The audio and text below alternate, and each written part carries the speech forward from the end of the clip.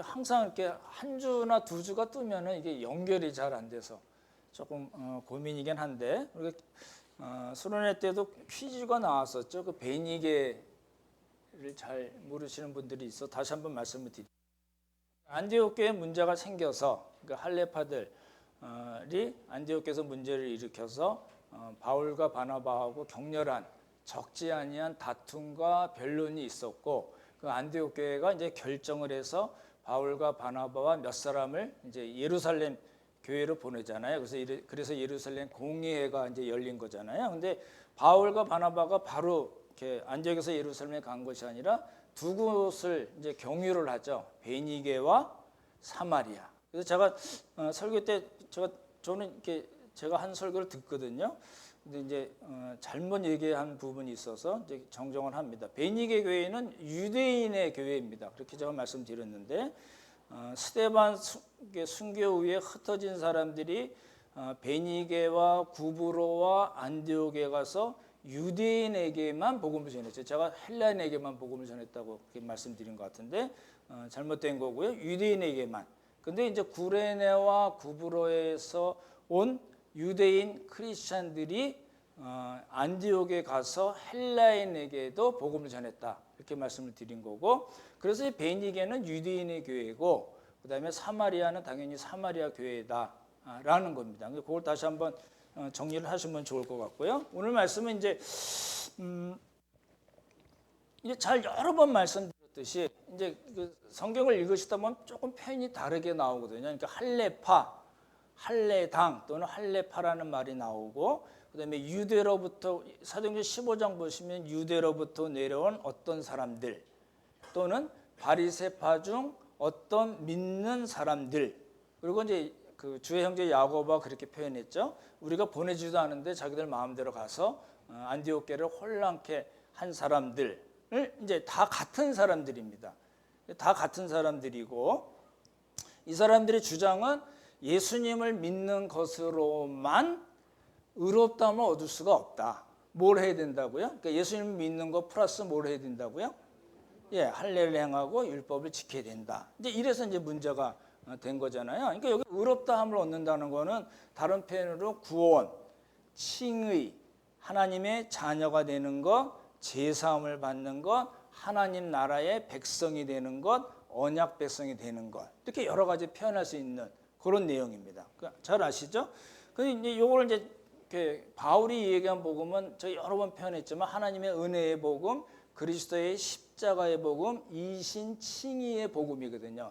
그러니까 바울이 이야기한 거하고 이 사람들이 이야기한 거는 딱 충돌이 일어나는 겁니다. 그래서 바울이 이 사람들에서 뭐라고 표현했냐면 다른 복음을 전하는 사람들이다. 우리가 식사할 때 외웠던 구절이 있죠. 1장 7절. 그렇죠? 다 식사하셨죠? 예. 다음에는 이제 그 암송을 안 했으면 하는 마음도 있어요. 네. 그렇게 됐습니다. 이제 이게 이제 둘이 이제 싸움이 돼서 예루살렘 공의회에서 이제 결정이 된 거죠. 근데 이제 우리도 마찬가지죠. 신앙생활을 하다 보면 조금 이렇게 이상한 얘기, 엉뚱한 얘기를 하시는 분들이 간혹 만날 수가 있습니다. 이제 그런 예를 들면 이제 주의 종 목사의 말을 잘 들어야지 복을 받는다. 뭐 그렇게 얘기하시는 분도 있어요. 목사를 대접하면 하나님께서 100배로 갚아주신다. 아멘인가요? 이게 이제 잘못된 얘기죠. 그렇게 좀 교리적으로 잘못 얘기하시는 분들도 있어요. 내가 잘 믿으면 그 덕에 우리 부모나 자녀들도 함께 구원을 받을 수 있다. 맞는 얘기인가요? 틀린 이야기인가요? 내가 잘 믿으면 우리 부모님이나 자녀들이 안 믿어도 그냥 이렇게 묶어서 이렇게 하늘나라 갈 수 있다. 그런가요? 예, 그거 아닙니다. 근데 실제로 그렇게 얘기하시는 분들 간혹 있어요. 근데 이럴 때 어떻게 해야 되나요? 이게 그 할례파하고 바울과 바나바가 이렇게 적지 아니한 다툼과 변론에 이른 것 같이 그 사람을 놓고서 막 이렇게 해야 되나요? 이게 잘 몰라서 하시는 이야기잖아요. 그렇죠? 그러니까 그런 분들에게는 이제 다툴 필요가 없습니다. 변론을 할 필요가 없이 그냥 이렇게 온유한 마음으로, 사랑하는 마음으로, 그분을 긍휼히 여기는 마음으로 하나님의 말씀을 잘 이렇게 알게 하는 것이 그러면 되는 거죠.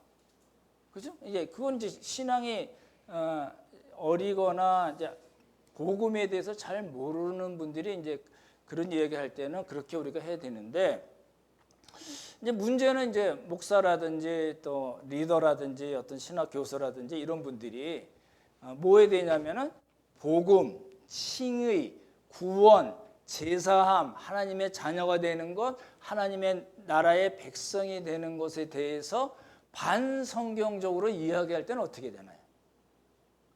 그러니까 잘 이렇게 성경 말씀을 잘 몰라서 하시는 분들의 경우에는 우리가 어떻게 되는가? 그리고 당연히 잘 알아야 될 뿐만 아니라 그렇게 이상한 이야기를 하면 안 되는 위치에 있는 분들이 다른 문제 말고 어떤 행정적인 거나 이런 이야기 말고 복음에 대한 거, 구원, 칭의, 제사함, 하나님의 자녀가 되는 것에 대해서 잘못 가르치고 반성경적으로 설교를 하면 어떻게 될까요?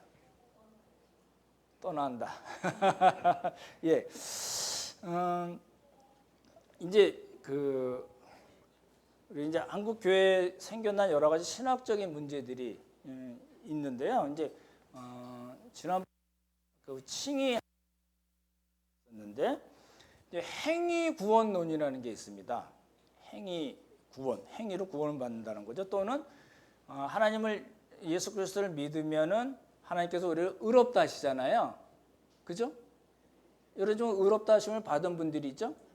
근데 이 의롭다함을 받은 것이 하나님 나라 갈 때까지 어떻게 유지가 될까요? 그러니까 마지막에 지금 이제 처음 우리가 신앙생활을 할 때 예수님을 처음 믿어서 이제 이렇게 믿음으로 말미암아 의롭다 하심을 받았잖아요. 그렇죠? 그럼 다 믿으시죠? 근데 이게 그 하나님 나라 갈 때까지 그냥 쫙 유지가 되나요? 아니면 그 과정에서 우리가 뭔가 잘 해야지 마지막 그 파이널 테스트 때 합격 도장을 꽝꽝 받은 건가요?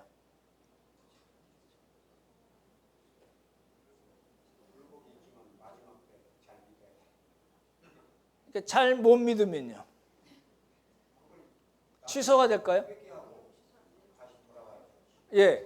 쉽게 표현하면 구원이 취소될까요? 안 될까요? 하나님의 자녀가 되고 제사함을 받고 하나님 나라의 백성이 됐는데 믿어서 그건 확실하시죠? 예. 근데 이게 하나님 나라 갈 때까지 어떻게 이제 잘 유지가 되고 마지막에 하나님이 보시기에 너 잘 믿었는데 그동안 한 거 보니까 조금 점수가 부족해. 59점이야. 60점 붙었는데 너는 59점이야. 너는 아니야. 불합격. 구원 취소. 칭의 취소. 하나님 자녀가 된 거 취소. 하나님 나라의 백성이 된 거 취소. 제사함 받은 거 다 취소야. 그럴까요? 그런 일은 없다는 겁니다. 이게 그 조심해야 되는 거예요. 그렇게 얘기하시는 분들이 있어요. 이제 그렇게 만약에 이야기할 때 여러분 어떻게 하셔야 되나요? 제가 만약에 여러분이 예수님을 믿어서 구원을 받지만 사는 날 동안 하나님의 말씀대로 잘 행하고 정말 하나님께서 보시기에 합격점을 줄 수 있을 만큼 잘 살아야지만이 마지막 날 구원을 받습니다. 그렇지 않으면 여러분의 구원이 취소되고 칭의가 취소되고 하나님의 자녀가 된 거 취소가 됩니다. 이렇게 제가 막 때마다 시마다 여러분에게 그렇게 말씀을 드리면 여러분 어떻게 하실래요? 예. 그래서 예시를 드리면 주의 종이니까 덤비면 안 되니까 가만히 있자. 주의 종이란 말 자체가 틀린 겁니다. 그렇죠? 네, 주의 종이라도 따질 것은 따져야 된다. 동의가 되시나요? 또 한 예가 있는데 주의 종이니까 따져야 하고 그 책임도 엄중히 물어야 한다. 그러면 어떤 거 하실래요? 이게 주의 종이 우리는 잘 조심해야 될 거 제가 말씀 앞에 다 주의 종이니까 주의 종이라도 이렇게 말씀드렸지만 우리 모두는 다 뭐예요? 주의 종입니다. 목사만 주의 종인가요? No. 절대 그렇지 않습니다. 이게 이제 한국 교회가 그렇게 자꾸 가르쳐 와서 주의 종이니까 이제 여러분 이제 옛날엔 그랬잖아요. 성미도 막 갖고 오면 또 목사님들이 이렇게 그 박스에 이렇게 그렇게 해서 옛날에 어려웠을 때니까 그렇게 했죠. 주의 종이니까 먹을 걸 다 섬겨야 되는데 그런 의미는 아니거든요. 우리 모두 다 주의 종입니다. 따라해 보시죠. 우리는 모두 주의 종입니다. 예, 은사에 따라서 맡은 일, 섬기는 일이 다를 뿐이지 우리 모두 동일하게 하나님 앞에서 주의 종입니다. 그래서 뭐 해야 된다고요? 복음의 전문가가 되어야 됩니다. 복음이 무엇인지 우리 명백하게 알고 있어야 돼요. 우리가 어떻게 하나님 앞에서 의롭다 하심을 받고 칭의, 구원, 제사함, 하나님 나라의 백성이 되는 거, 하나님의 자녀가 되는 것인가에 대해서 명백하게 알고 있어야 돼요. 분명하게 알고 계셔야 돼요. 그러시죠? 여러분 다 알고 계시죠?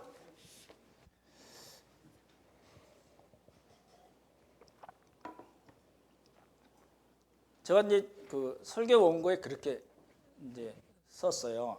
이제 제가 가계 저주론에 대해서 잠깐 말씀드릴 텐데, 한때 유행했던 한국교회에서 한때 유행했던 가계 저주론, 전에도 한번 제가 말씀드린 적이 있습니다.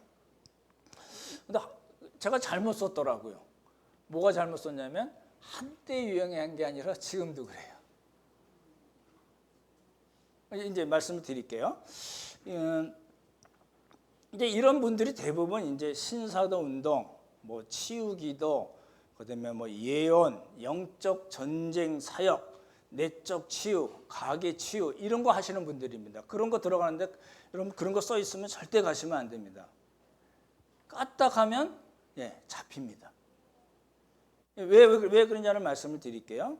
1997년입니다. 메릴린 히케라는 분이 가계에 흐르는 저주를 끊어야 산다. 여자분인데 그런 책을 냈어요. 97년도에.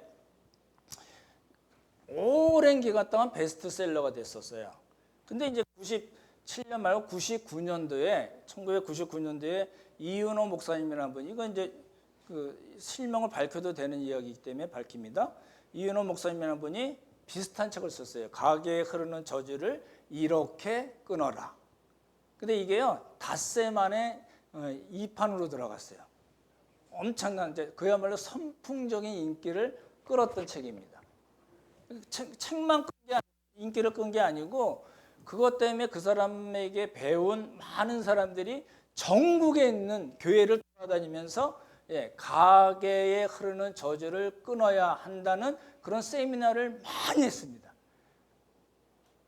이건 제가 아주 너무 잘 알고 있는 이야기거든요. 그 내용이 이런 거예요.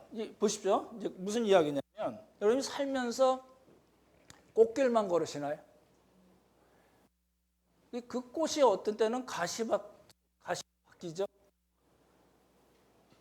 나는 한 번도 가시밭길에 걸은 적 없다고 보시면 아마 없을 거라고 봅니다. 그렇죠? 꽃길만 걷는 게 아니라 가시밭길 걸으니까 우리가 원치 않는 어떤 질병이나 사람들 간의 관계에 있거나 또 영적인 문제 이런 게 오는 거예요. 그러니까 육체적으로 또 정신적으로 영적으로 많은 고통을 당하게 됩니다. 그러시죠? 저는 그럴까요? 안 그럴까요? 힘들어 죽겠습니다. 제가 이제 요새 설교를 12번인가 드렸었는데 여러분 이제 힘드실 때마다 한번 다시 들어보셔도 좋을 것 같아요. 뭐 가난하고 사업이 실패되고 우리 아이가 이렇게 됐으면 참 좋겠다고 정말 열심히 기도하고 하나님 말씀을 가르치는데 그렇게 안 되고, 그렇죠? 건강이 망가지고 어떤 경우는 이제 요즘은 아직도 많죠. 이렇게 무슨 정신적인 질환 때문에 고통받는 분들도 많고 그렇잖아요. 뭐 귀신이 들렸다든지 그런 일들이 실제로 많이 있잖아요. 근데 이런 문제가 여러분 생각해 보셨나요? 이렇게 내가 원치 않는 그런 문제들이 자꾸 생기는 거예요. 뭐 좀 지나가면 또 그 다음에 오고 또 지나간가 그랬더니 다 지나가기 전에 또 오고 뭐 이런 일들이 많이 있잖아요. 이게 원인이 어디서 온 거냐는 거예요. 왜 이런 일이 생길까요? 그 가계 저주를 이야기하시는 분들은 내가 아니고 우리 조상 때 해결하지 못한 죄, 그래서 그 저주가 우리 가계에 지금도 흐르기 때문에 그 고통을 우리가 지금 받고 있는 것이다 이렇게 얘기하는 겁니다. 그게 이제 흔히 얘기하는 가계 저주론이에요. 맞는 이야기일까요? 해결되지 않은 우리 조상이 해결되지 않고 뭐 예를 들어서 점쟁이도 있을 거고 예수님 안 믿는 사람도 있을 거고 교회를 핍박한 사람도 있을 거고 여러 사람들이 있을 거 아니에요. 그 사람들이 해결하지 않고 죽었어요. 죽었는데 그 죄에 대한 대가, 그 저주가 그 자손들에게 계속 흘러서 지금 우리가 예수님을 믿고 있다 하더라도 그런 고통을 받고 있는 것입니다 라고 얘기하는 거예요. 반복음적인 이단 사상입니다. 그런 일들이 많이 있잖아요. 이 사람들이 원인만 얘기하는 게 아니라 처방까지 얘기를 해요. 어떻게 문제를 해결할 수 있는가? 어떻게 해결할 수 있냐면 거기에 해당되는 성경 구절을 찾아서 이렇게 프린트를 해서 줘요. 그 책도 있거든요. 프린트를 해서 주면은 그거를 믿음으로 선포하면 이제 거기서 이제 벗어날 수 있다. 이런 거예요. 여러분 어떻게 생각하세요? 맞는 이야기일까요? 틀린 이야기일까요? 이거 이제 제가 있었던 교회에서도 하루 그 세미나를 했었는데 사람들이 냉담한 반응을 보냈을까요? 저는 말도 안 되는 것들이 와가지고 그러네 그랬을 거예요? 아니면 사람들이 너무너무 좋아했을 거예요? 너무너무 좋아했어요. 그 옛날엔 지금은 아니지만 옛날엔 테이프를 팔았잖아요. 테이프가 동이 났어요. 이런 일들이 많은 거예요. 제가 그때 이제 그 갈라디아서를 제가 교재를 만들었을 때 열이 확 받더라고요. 그래가지고 이제 담임 목사님한테 그 아주 정중하게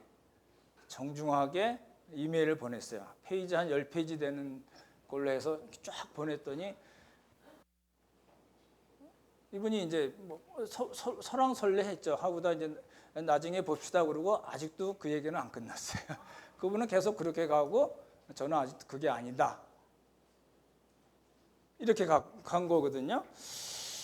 아주 굉장히 이렇게 예의를 갖춰서 이야기를 했지만 이렇게 그런 사상들 이제 대부분 이게 그런 분들이 이제 그 신사도 운동이라든지 무슨 가게에 흐르는 저주를 끊는다든지 뭐 내적 치유 이런 거 조심하셔야 됩니다. 그게 다 이제 그 플러 신학계에서 나온 것들이거든요. 그런 거 굉장히 조심하셔야 돼요.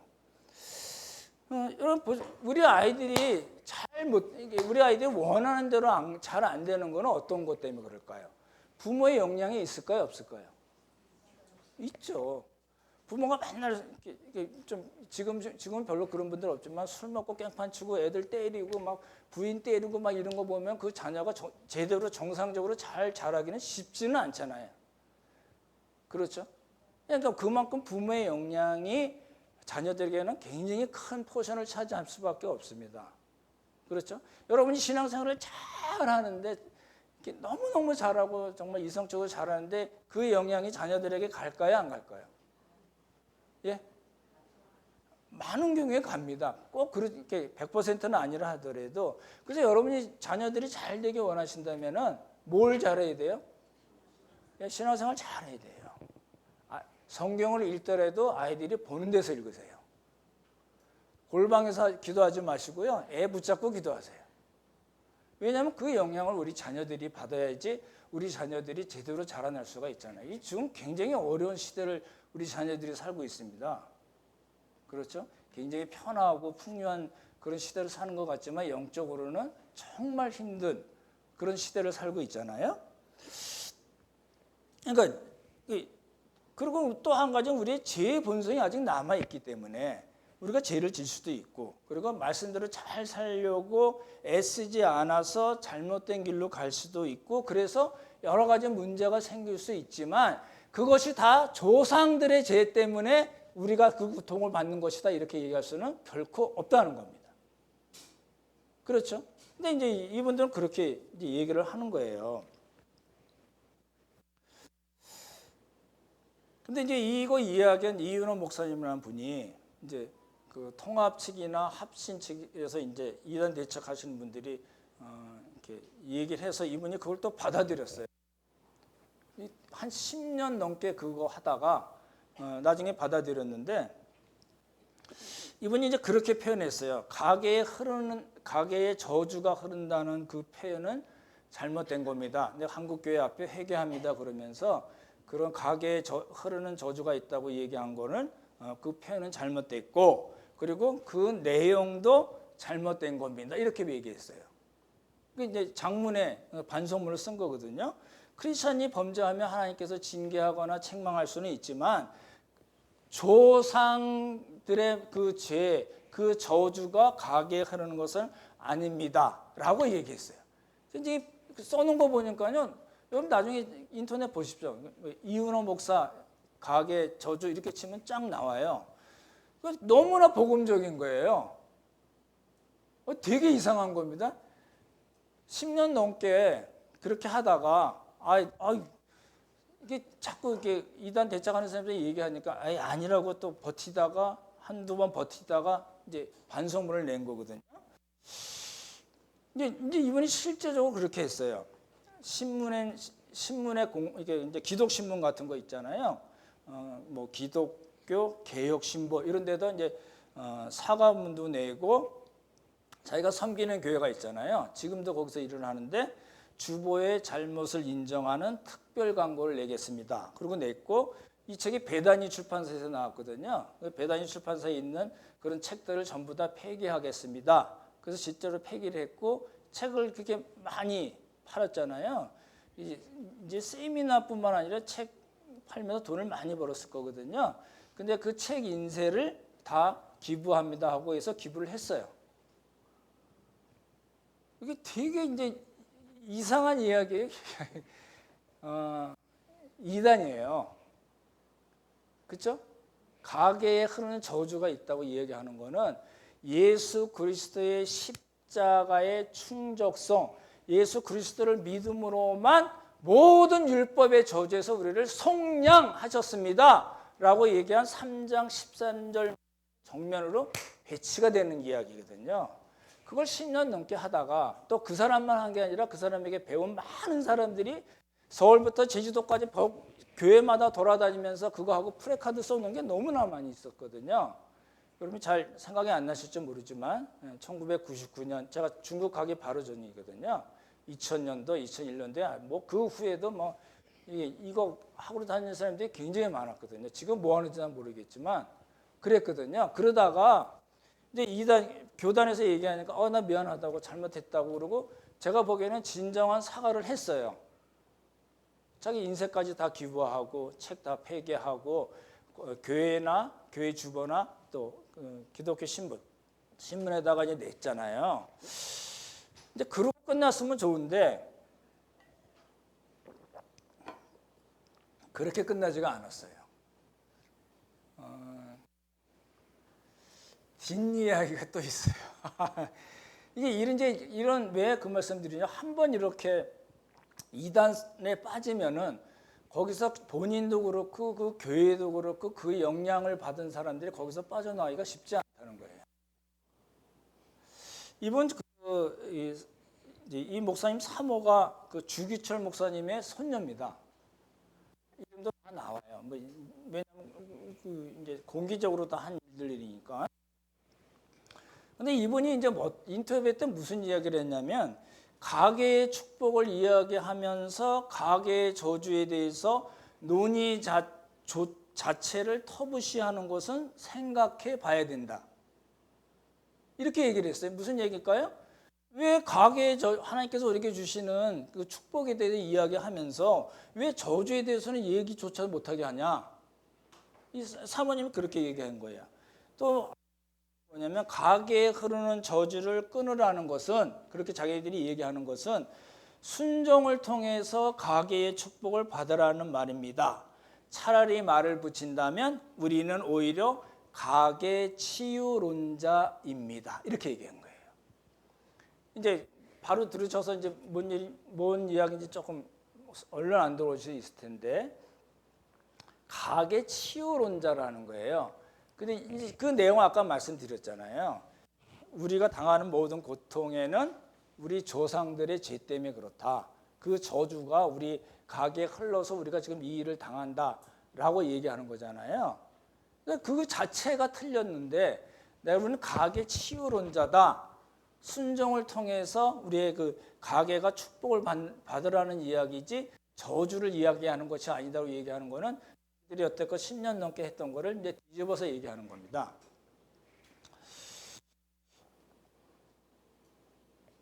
이제 그래서 제가 한 번 이단에 여러분 이제 주위에도 혹시 그런 분들이 있을 거예요. 이제 교회 잘 다니다가 이단에 넘어갔다가 또 오시는 분들, 이분들 굉장히 힘듭니다. 그 영향이 너무 뼛속 깊이 박혀 있기 때문에 그렇거든요. 지금 이분들도 그런 거예요. 그 교회에서 계속 일을 하면서도 여기저기 다니면서 비슷하게 바꿔서 이야기를 하는 거예요. 지금 이런 식이거든요. 가계에 그런 저주가 있을 수가 있을까요? 하나님이 그런 하나님이실까요? 하나님이 예수 그리스도를 보내셔서 우리의 모든 율법의 저주에서 속량을 하셨는데 그게 남아 있을 수가 있을까요? 그냥 그렇게 보면 안 된다는 거거든요. 그래서 이게 이 비성경적이고 반복음적인 그런 사상을 아직도 버리지 못했구나 라고 저는 이제 판단을 한 겁니다. 왜 그 말씀을 드리냐면 이게 이제 우리가 지금 보는 예루살렘 공회하고 딱 들어맞는 이야기래 그래요. 할례파들, 예루살렘에서 유대에서 내려온 사람들, 바리새파 중에 있다가 예수님을 믿은 사람들, 근데 그 사람들의 이야기하는 내용은 뭐냐면 할례를 행하고 그죠? 율법을 지켜야지 예수님만 믿는 것으로는 안 되지라고 이야기한 거예요. 그래서 이제 문제가 된 거잖아요. 우리 이제 사도행전 15장을 한번 보시기 바랍니다. 사도행전 15장하고 갈라디아서 2장을 조금 빠르게 설명을 드릴게요. 15장 7절 보시면요.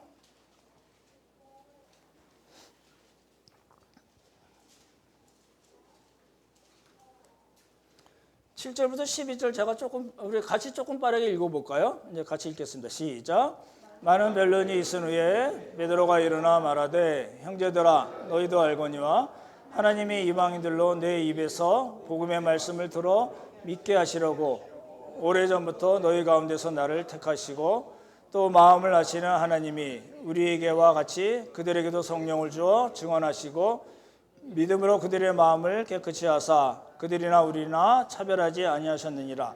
그런데 지금 너희가 어찌하여 하나님을 시험하여 우리 조상과 우리도 능히 매지 못하던 멍에를 제자들의 목에 들었느냐. 그러나 우리는 그들이 우리와 동일하게 주 예수의 은혜로 구원받는 줄을 믿노라. 이거예요. 주 예수의 은혜로 우리나 이방인들이나 우리는 동일하게 구원을 받습니다. 이거 누구 얘기하는 거죠 지금?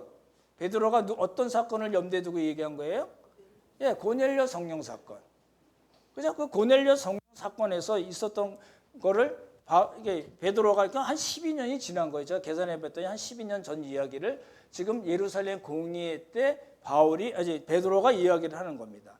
여기 보시면 우리 조상과 우리도 능히 매지 못했던 멍에가 뭘까요? 유대인들이 능히 맺지 못했던 멍에 뭐예요? 율법이에요. 그걸 어떻게 예수님을 믿으려고 하는 사람들에게 이방인들에게 왜 짐을 메우느냐? 우리도 하지 못하는 걸 왜 그 사람들에게 지려고 그래?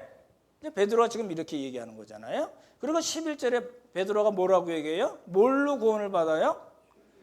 주 예수의 은혜로 구원받는 줄 우리는 믿는다. 우리의 믿음의 내용은 다른 것이 아니라 할례나 율법이 아니라 주 예수의 은혜로 구원을 얻는 것이다. 그렇다면 어떻게 돼요? 구원을 받은 다음에도 율법의 저주가 흘러내릴까요?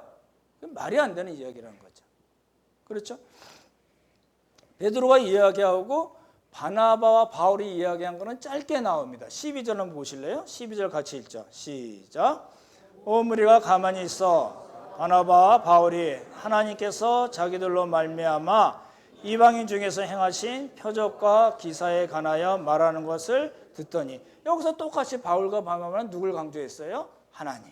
하나님께서 이방인들 중에서 표적과 기사를 일으키시고 그들에게도 동일하게 성령을 주셔서 유대인과 동일하게 믿음으로만 하나님의 은혜로만 구원을 얻게 하셨습니다. 지금 바울과 바나바가 그 이야기를 한 거잖아요. 그렇죠? 이제 마무리가 어떻게 될까요? 야고보가 이제 예루살렘 공의회의 의장입니다. 의장격으로 이제 우리가 아는 사도 야고보가 아니고 주의 형제, 예수님의 형제 야고보입니다. 13절 보실래요? 14절 한번 보십시오. 14절 같이 읽죠. 시작. 하나님이 처음으로 이방인 중에서 자기 이름을 위할 백성을 취하시려고 그들을 돌보신 것을 시몬이 말하였어요. 시몬은 누구죠? 베드로입니다. 베드로가 뭘 이야기했다고요?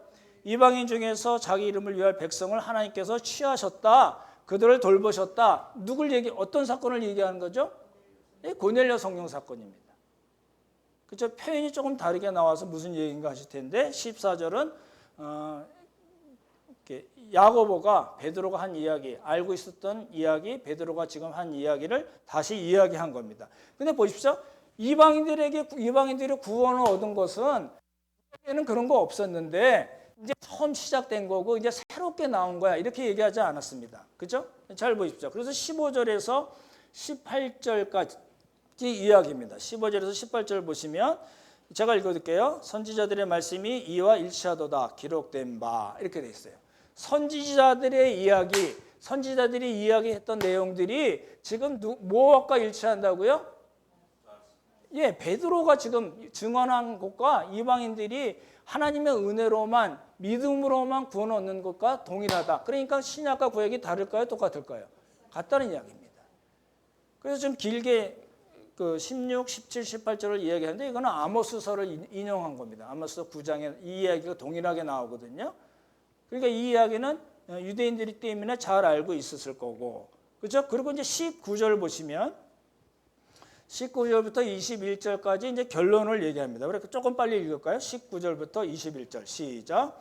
그러나 내 의견에는 이방인 중에서 하나님께로 돌아온 자들을 괴롭게 하지 말고 더러운 것과 음행과 목매어 죽인 것과 피를 멀리하라고 편지하는 것이 옳으니 이는 이로부터 각 성에서 모세를 전한 자가 있어 안식일마다 해당해서 그 글을 읽음이라 하더라. 이게 뭐냐면 그러니까 이제 우리가 예수 그리스도를 믿음으로만 하나님의 은혜로만 구원을 얻습니다. 유대인이나 이방이나 아무 차이 없이 믿음으로만 구원을 얻습니다. 이신칭의 복음, 예수 그리스도의 십자가의 복음, 하나님의 은혜의 복음을 이제 주의 형제 야고보가 이야기하고 네 가지를 이야기합니다. 네 가지라고요?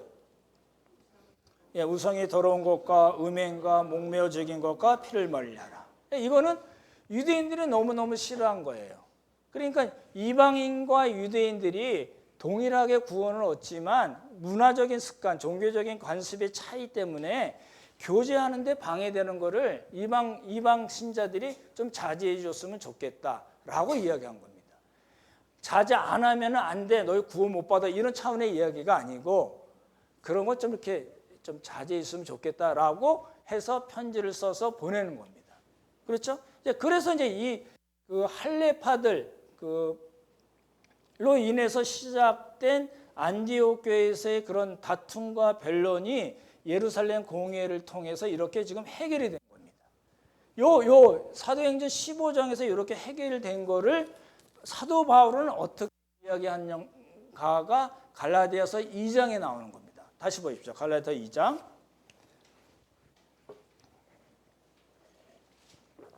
제가 한 5분 정도만 더 설명을 드리겠습니다. 6절만 한번 같이 읽어볼까요? 시작. 유력하다는 이들 중에 본래 어떤 이든지 내게 상관이 없으며 하나님은 사람을 외모로 취하지 아니하시느니 저 유력한 자들은 내게 의무를 더하여 준 것이 없고. 예루살렘 교회에 유력하다는 사람들이 있었어요. 누굴까요? 그렇죠. 요한 이렇게 예수님의 제자들이 있잖아요. 그러니까 공동 번역에는 소위 지도자라는 사람들, 또 새 번역에는 그 유명하다는 사람들 이렇게 번역을 해놨어요. 그러니까 이게 소위 지도자라는 것들을 이런 의미가 아닙니다. 굉장히 존중을 하는 표현이지 이렇게 약간 이렇게 깎아내리는 폄하하는 그런 표현이 아닙니다. 그렇게 보셔야 될 것 같고, 그래서 유력하다는 사람들이 있는데 그 사람들에게 나에게 어떤 의무를 준 것이 없다. 지금 예루살렘 공예를 이야기하는 거예요. 그 사람들 나에게 어떤 이 의무를 지어줘. 그러니까 바울이 바울과 바나바가 예루살렘 공예에서 하나님께서 자기들을 통해서 행하신 표적과 기사, 또 자기들이 전하는 복음의 내용이 무엇인지 충분히 이야기를 했거든요. 근데 이 사람들이 듣고, 예루살렘 사람들이 듣고, 근데 바울 형제 이거 조금 더 이거 풀었어야 될 것 같은데, 이런 일이 없었다는 거예요. 그죠? 그래서 아무런 의무를 더해주지 않았다. 다르게 표현하면 공동 번역에는 새로운 제언을 한 것이 없다. 새 번역에는 새로운 않았습니다. NIV 성경에 이렇게 나와요. 내가 전하는 메시지, 내가 전하는 복음에 아무것도 더하지 않았습니다. 그 얘기는 뭘까요? 지금 예루살렘에 있는 예루살렘 교회의 사도들의 복음에 대한 복음의 내용과 바울과 바나바가 지금까지 전했던 복음의 내용이 같다라는 겁니다. 그러니까 더 뭐 이러쿵저러쿵 할 이야기가 없었습니다. 이 이야기입니다. 그렇죠? 그럼 이제 7절 한번 보실래요? 7절, 8절을 같이 읽어볼까요? 같이 읽자. 시작. 도리어 그들은 내가 무할레자들에게 복음 전함을 맡은 것이 베드로가 할례자에게 맡은 것과 같은 것을 보았고, 베드로에게 역사하사 그를 할례자들의 사도로 삼으신 이가 또한 내게 역사하사 나를 이방인의 사도로 삼으셨느니라. 근데 이게 조금 보충을 해야지 요 7절, 8절이 명확해질 것 같은데, 예루살렘 교회의 그 사도들, 그 리더들은 내가 무할례자, 이방인들에게 복음 전한 것을 하나님께서 나에게 맡겨주신 것, 그리고 베드로 또 예루살렘 그 사도들이 할례자, 유대인들에게 복음을 이렇게 전하도록 맡겨주신 것을 그 사람들은 알았다는 이야기입니다. 무슨 이야기냐면, 예루살렘 교회 사람들은 바울은 하나님께서 이방인들을 위해서 세우셨구나. 우리는 유대인을 위해서 세우셨는데 바울을 이방인들을 위해서 세우셨구나라는 것을 알게 됐다는 겁니다. 이게 이제 사도직에 관계된 이야기예요. 그리고 8절에 우리 성경에는 번역이 되지 않았는데 왜냐하면 무엇이기 때문입니다가 빠졌어요.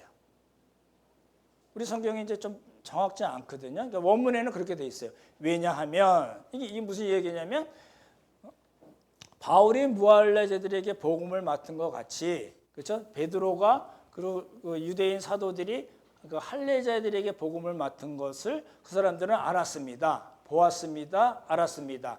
왜냐하면 이렇게 연결이 되는 거예요. 왜냐하면 하나님께서 베드로에게 역사하셔서 그를 할례인의 유대인의 사도로 삼으신 것 같이 그 하나님께서 또 나에게 바울에게 역사하셔서 이방인들의 사도로 삼으셨기 때문에 그 사실 때문에 예루살렘 교회 사람들도 예루살렘 사람들 그리고 사도들 장로들이 저 사람은 이방인들에게 복음을 하나님께서 전하도록 맡기셨구나라는 것을 알게 되었습니다라는 뜻으로 쓰여진 겁니다. 복잡하지만 두 가지죠. 복음 그리고 사도직이 바울에게 있어서는 다 이방인들을 위한 것이고, 예수님의 제자들 유대인 사도들은 유대인들을 위한 그런 복음 전하는 거, 또 사도로서 임명을 받았구나라는 걸 이야기한 겁니다. 그러니까 이제 복음의 내용과 사도가 된 것은 동일하다는 거죠. 누가요? 예루살렘 교회의 사도들이나 바울이 전혀 다른 것이 없다라는 이야기입니다. 그렇죠? 그리고 이제 그래서 잘 보십시오.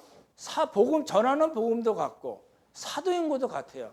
이방인에게 복음을 전하든지 유대인에게 복음을 전하든지 전하는 복음의 내용도 같고 사도인 것도 같아요. 그래서 한 것이 이 예루살렘 공예에서 마지막 한 것이 뭘까요?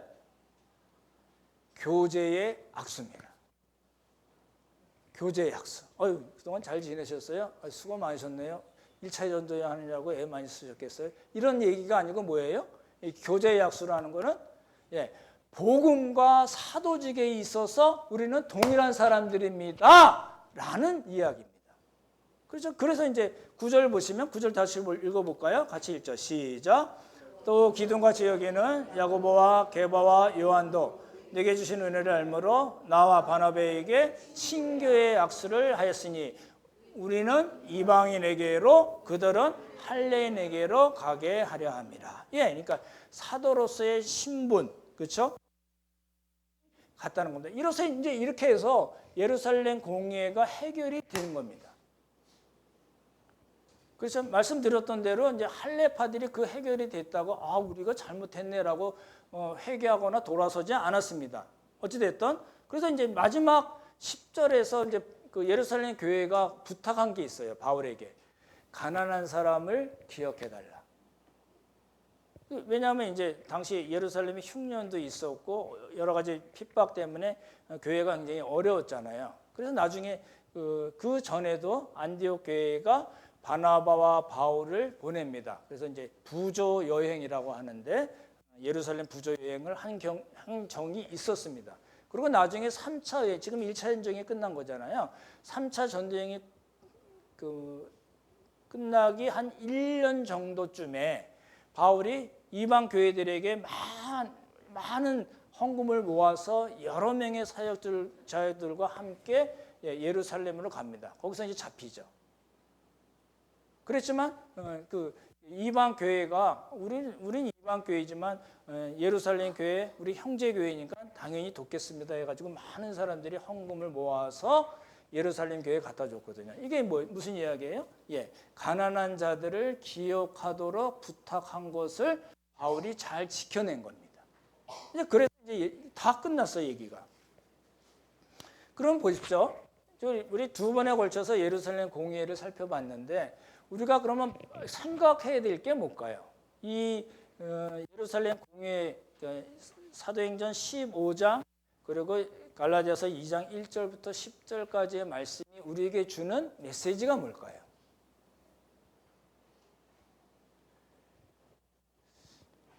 이제 그만큼 복음이 너무너무 귀하고 우리의 영혼을 살리는 하나님의 자녀가 되게 하고 제사함을 얻게 하고 성령을 받게 하는 그저 구원과 칭의를 얻게 하는 그 복음이 그렇게 쉽게 이렇게 쑥쑥 우리에게 온 게 아니라는 겁니다.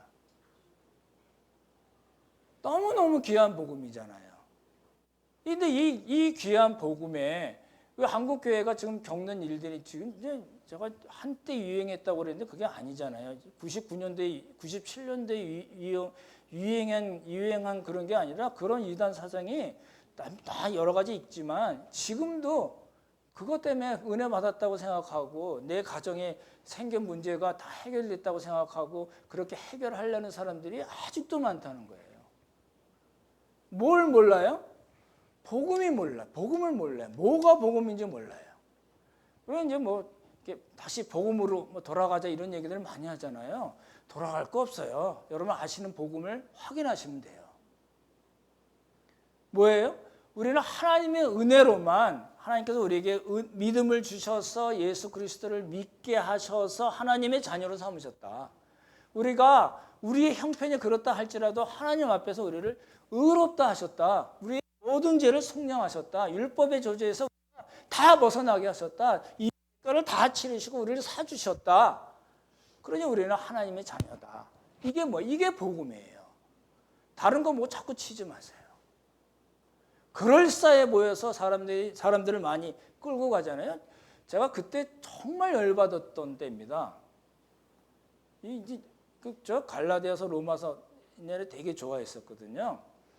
교재까지 다 만들고 보는데 교회에서 그런 일이 일어나는데 어느 누구도 얘기한 사람이 없었어요. 제가 잘났다는 이야기가 결코 아닙니다. 부목사들이 왜 몰랐을까요? 부목사들이 서너 명 있었거든요. 했을까요? 안 했을까요? 했으면 붙어 있었을까요? 못 붙어 있었을까요? 그럴 때 하고 깔끔하게 사직서 쓰고 나가야 됩니다. 나 이런 교회에서 사역 안 해. 왜? 복음 때문에 그런 거예요. 복음 때문에 우리가 있는 거잖아요. 복음 때문에 우리가 하나님 앞에서 이 신분과 이 삶과 믿음의 삶을 살 수 있게 됐는데 그 복음의 정면으로 반복음적인 것이 교회에서 난리치고 사람들이 별짓 다 하고 이런 상황에서 먹고 살겠다고 입 꾹꾹 다물고 있으면 될까요? 여러분도 마찬가지죠. 복음이 명백하게 분명하게 서 있어야 됩니다. 그리고 누가 저라도 나중에 만병원에서 딴소리하면 칼같이 잘라야 됩니다. 이야기가 좀 이렇게 제가 이 이야기 할 때마다 항상 흥분을 합니다만 우리들에게 있어서 중요한 건 뭘까요? 복음이에요. 복음에 바로 서 있어요. 제가 안타깝게 생각하는 게 그런 부분이에요. 우리 자녀들이, 우리 아이들이 복음을 받고 복음에 서 있고 복음 안에서 성장해 나가야 된다는 거예요. 이게 우리의 그 기도 제목이 돼야 된다는 거예요. 정말 여러분에게 이제 눈물로 호소합니다. 우리 자녀들을 위해서 예수님 믿으면 구원받는데 그 복음을 우리 아이들이 모르고 있다면 정말 눈물로 기도하셔야 됩니다. 정말 자녀들을 위해서 매일매일 기도하셔야 됩니다. 그 자녀들에게 하나님의 말씀을 전하셔야 됩니다. 말씀을 마치겠습니다. 사도행전 15장 그리고 갈라디아서 2장 전반부에서 이야기된 예루살렘 공회가 우리에게 주는 메시지는 정말 복음뿐이 없다. 이 복음이 아니면 우리가 하나님 앞에서 살 방법이 없다는 겁니다. 이 말씀 기억하시고 복음으로 사는 우리 모두가 되기를 예수님의 이름으로 축원합니다. 참 좋으신 성부, 성자, 성령 하나님,